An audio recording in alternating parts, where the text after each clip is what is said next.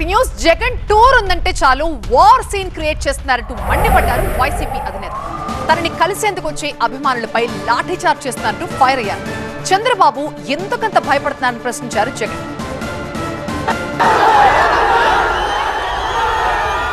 జగన్ పర్యటనతో నెల్లూరు రాజకీయాలు హీటెక్కాయి.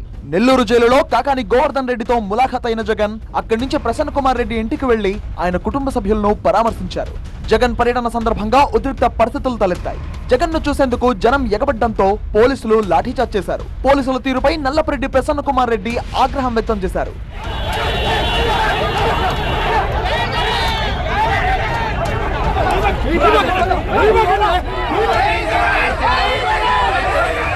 పోలీసుల ఆంక్షలపై వైసీపీ అధినేత జగన్ ఫైర్ అయ్యారు. తన అభిమానులను అడ్డుకోవడం సరికాదన్నారు. ఎందుకయ్యా ఈ ఆంక్షలు పెట్టారు అని అడుగుతా ఉన్నాను.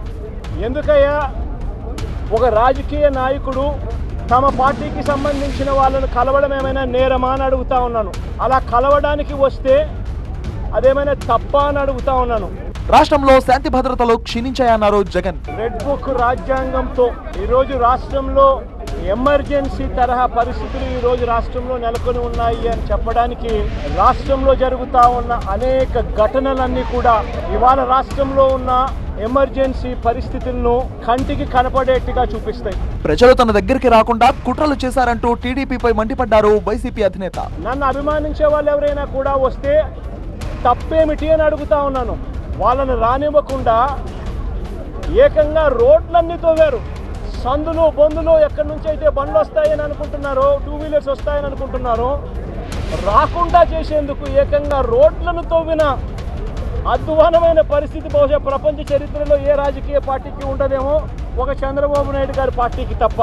నిజంగా ఒక ప్రతిపక్ష నాయకుడిని చూసి చంద్రబాబు నాయుడు ఇంతగా భయపడతా ఉన్నాడంటే నిజంగా చంద్రబాబు నాయుడు గారు ఎక్కడైనా బావి చూసుకొని దుంకాలి. పోలీసులు తనకు రక్షణగా వచ్చారా, ప్రజలను రాకుండా చేయడానికి వచ్చారా తనకు అర్థం కాలేదన్నారు జగన్. 2000 పైసలకు పోలీసులు, లెక్కలేనంత మంది డిఎస్పీలు, డిఐజీ ఇక్కడే తిష్టేసినాడట.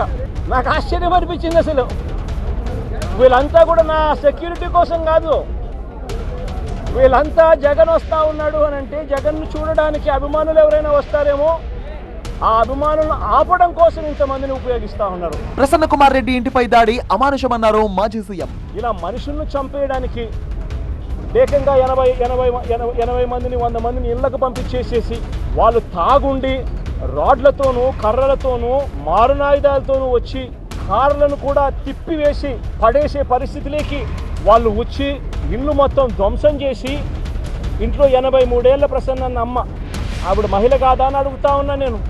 ఆవిడను బెదిరించి, ఆ సమయంలో ప్రసన్న ఇంట్లో లేడు కాబట్టి సరిపోయింది.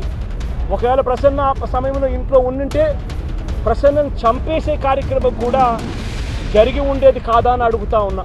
వైసీపీ మహిళలపై అనుచితంగా మాట్లాడినప్పుడు టీడీపీ సంస్కారం ఎటుపోయిందని విమర్శించారు జగన్. ఎమ్మెల్యే అంటే రోజమ్మ MLA, sitting MLA, Nagari Telugu Desam party MLA ఎలాంటి మాటలు మాట్లాడాడు చెప్పడానికి కూడా సిగ్గుపడే మాటలు, సిగ్గుపడాల్సిన మాటలతో రోజమ్మను హేయంగా మాట్లాడితే ఇదే చంద్రబాబు నాయుడు గారు ఏం చేశారని అడుగుతా ఉన్నా.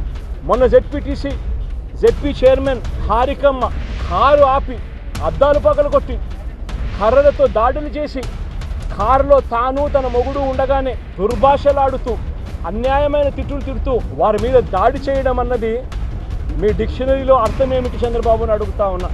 కాకాని గోవర్ధన్ ను అన్యాయంగా జైలుకు పంపారన్నారు వైసీపీ అధినేత. వీళ్ళందరూ పిల్లలు కాదా అని అడుగుతా ఉన్నా. వీళ్ళందరికీ బాధ కలగదా అని అడుగుతా ఉన్నా. ఏం తప్పు చేశాడని చెప్పి గోవర్ధన్ జైల్లో పెట్టారని అడుగుతా ఉన్నా. టీడీపీ ప్రభుత్వం పెడుతున్న అక్రమ కేసులకు తప్పకుండా సమాధానం చెప్తామన్న జగన్, ఎల్లకాలం చంద్రబాబు పాలన ఉండదన్నారు ఆయన.